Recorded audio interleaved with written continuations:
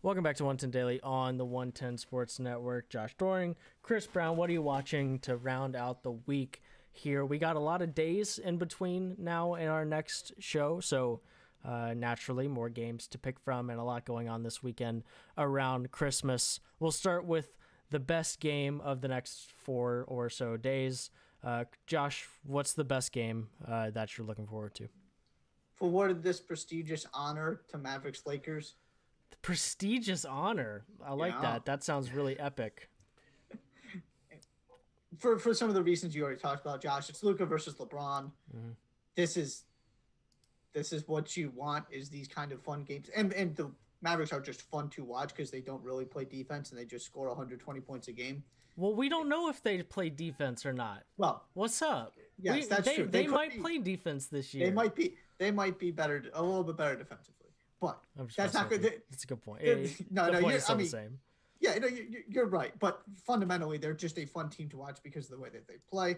And also, if they lose to the Suns tonight, which is a real possibility, both of these teams are 0-1. And again, 72 games. Now, that doesn't mean one of them is entering a catastrophe if they start 0-2. But if both these teams enter this game 0-1, it does take on a little bit different meaning because you don't want to have to dig yourself out of a hole when it comes to trying to put yourself in a position to get home court advantage, to move up the standings from last season if you're the Mavericks, to stay on pace to have home court advantage if you're the Lakers. You can't let it slide too far. So there's that aspect of it as well, that this could be a game of more importance than just a fun matchup between two teams that we think are going to be really good this season. Chris? I'm going with another game we've already talked about, Titans-Packers, as my pick. I think this is actually going to end up being – I see a scenario which the Packers run away with it somewhat convincingly, but I think there's also a really good chance that this is a really close game. My prediction, if I was predicting a score, would be a Packers 35-32 win. So I think this is going to be pretty darn close. Because I think that there's just a chance that, as much as all the reasons we've outlined for the Packers, their ability to, maybe they've run the ball decently. I mean, again, that's not their thing, but that they can run the ball, that the Titans have had so many problems stopping the pass.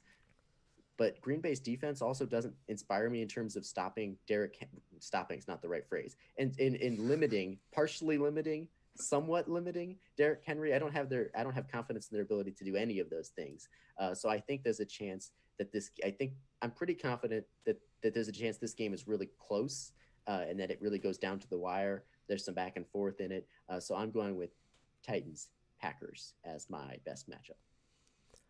I went with the Lakers and Mavs as well. I decided that there are so many interesting games this weekend, but I think that this will probably be the highest quality game, the most hotly contested, right? Because all the rest of the Christmas Day games, like, things have to go really right for the Warriors to beat the Bucks, and that's more interesting than the best game. The same for the Clippers and Nuggets. That's just interesting because of the rematch and the recency bias of the series that those two teams had. But Mavericks, Lakers, Luka, LeBron, I'm excited for that one, so that's my best game. We'll go in reverse order, semi-reverse order. Chris, what's your most interesting game? Yeah, I'm going with another NFL game. I'm going Colts Steelers. I like that. I like that. Yeah, it's maybe a little bit off the a little bit of a different pick, but these are both teams that are fighting for something big. There's a chance that if the Steelers could show up horrible, if they don't make significant improvements, this isn't a very interesting game. But I'm not super concerned that we're going to see them come out as bad as what we saw over the weekend, or I should say on Monday. But the Steelers are trying to fend off the Browns. The Browns are just one game back. They played the Jets this weekend, so they're clearly in a situation where when we know they need to get it on track in a hurry, because what we saw from them is disastrous. The Colts, with the same record as the Titans, they're fighting for the AFC South. I'm feeling pretty confident in the Colts right now. I just think that, when Josh and I talked about it on our power rankings yesterday, I'm feeling confident in the Colts in the sense that they don't have one area that blows you away, but they have a really complete team and good coaching. And I think that they're a team that they can win in multiple ways. It's going to be hard for the Steelers to try to fix their offensive issues against a Colts defense that we know how good they can be. They haven't been necessarily as elite, but we know that's the foundation of that team. I have more confidence in Phillip Rivers than Ben Roethlisberger right now, which is a strange sentence a little bit. But right now it's the case. I'm interested in this matchup. So Colts Steelers, that is my most interesting game that I'm going to have my eye on. I like that. I find it hard to believe. Like something drastic has to change for Pittsburgh to win this game. Like actually. Yeah. But this is also a team that won 11 straight games to start the season. This is a fascinating. This is never. I don't think we've ever seen this. Yeah. Like we've gone from they can't lose a game to who in the NFL can they beat? Like that's yeah, right. Like there might be 3 teams in the NFL that I would pick the Steelers to beat right now. And 2 of them have a combined 2 wins. Right. I mean, it's a fascinating conversation. Are you really sure the Jets can't pull that off? No, because their newfound confidence. Amen, amen, brother. But the point is, right? It's such a fascinating. Right, you have you start 11-0, you have a bad game, but then you bounce back, you win 2 after that, you maybe lose another one, you end up going 14-2.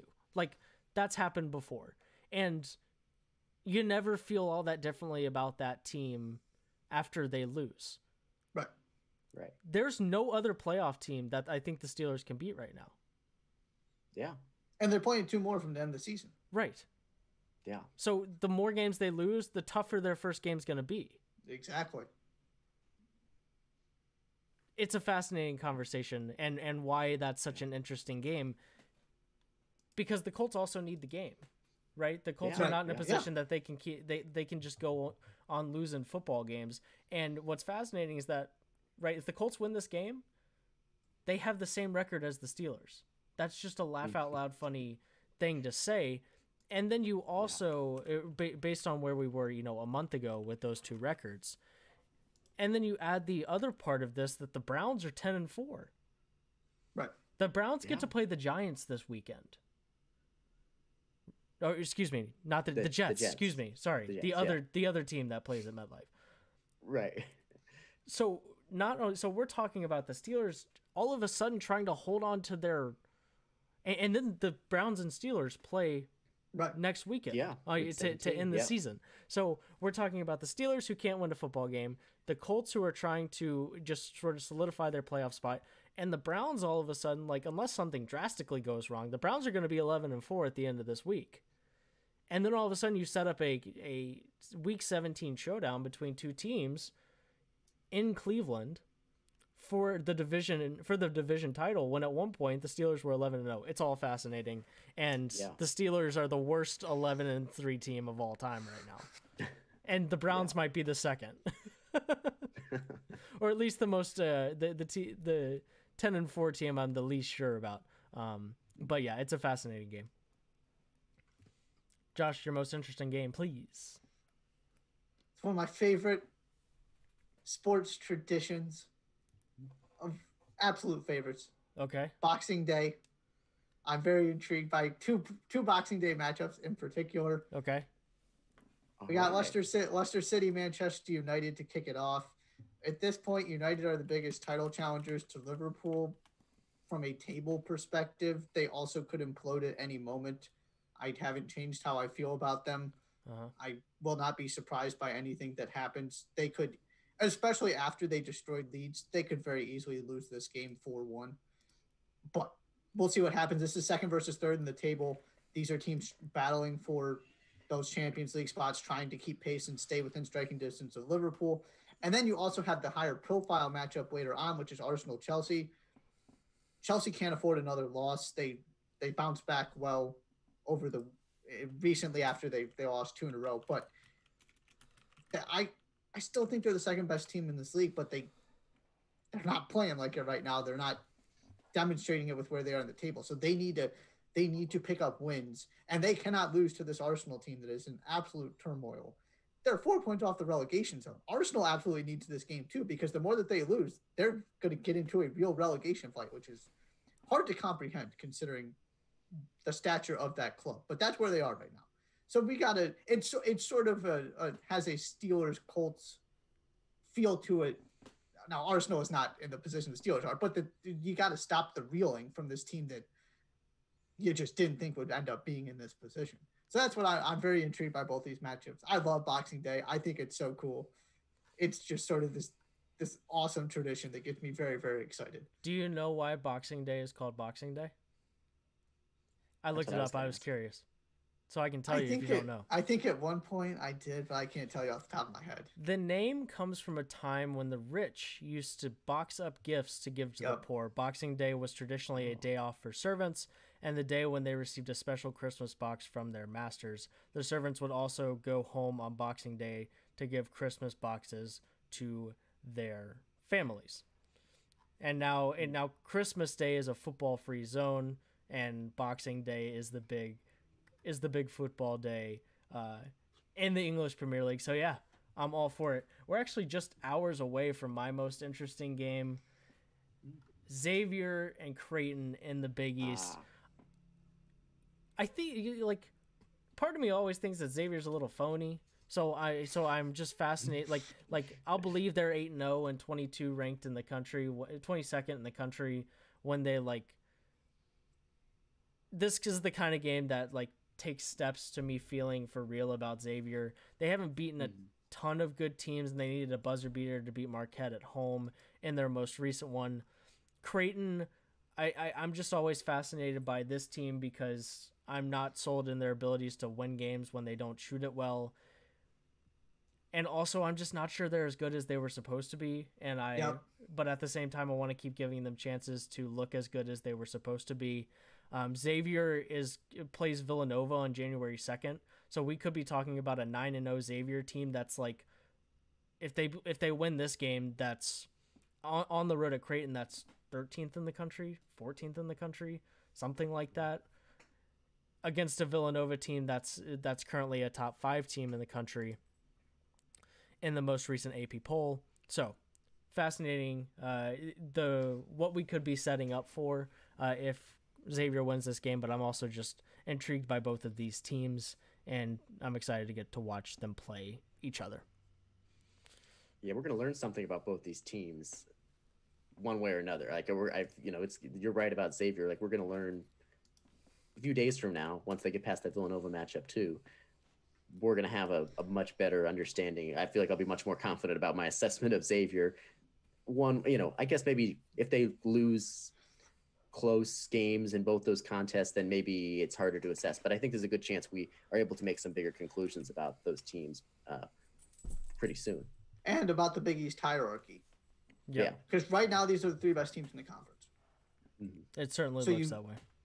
You get these matchups, and then maybe, right, if Xavier doesn't look good either time, then you start reevaluating that. But if they can get a win, if they are competitive, to me, there's no disputing they're a top 3 team. And I also have been disappointed with Creighton, and I'm skeptical of them. I think there's a chance that you come out of this feeling like Xavier's the second best team in the Big East. That's certainly a possibility. That's all I got. I think that's all we've got. Please enjoy your holiday season, whatever that looks like for you. If it's just a couple days off from work, then great. Happy Hanukkah, Merry Christmas, whatever is being celebrated where you are over the next few days. Have a safe, happy holiday season. Make good choices. The pandemic didn't stop just because it's Christmas. So please make good choices. And please join us on Monday when we're back with the next edition of 110 Daily, 10 a.m. Eastern. Josh and I will be there. We'll try to break down a substantial amount of what happened over the previous 4 days. I'm sure we'll not get anywhere close, but we'll give it our best shot. And we'll see you next week. But thank you so much for making us a part of your day, whether it's on Twitch, on Twitter, on the website, in on-demand form, or live. Thank you so much for making 110 Daily a part of your day. Take care of yourselves. Take care of each other. Happy holidays. And we'll see you back here next Monday.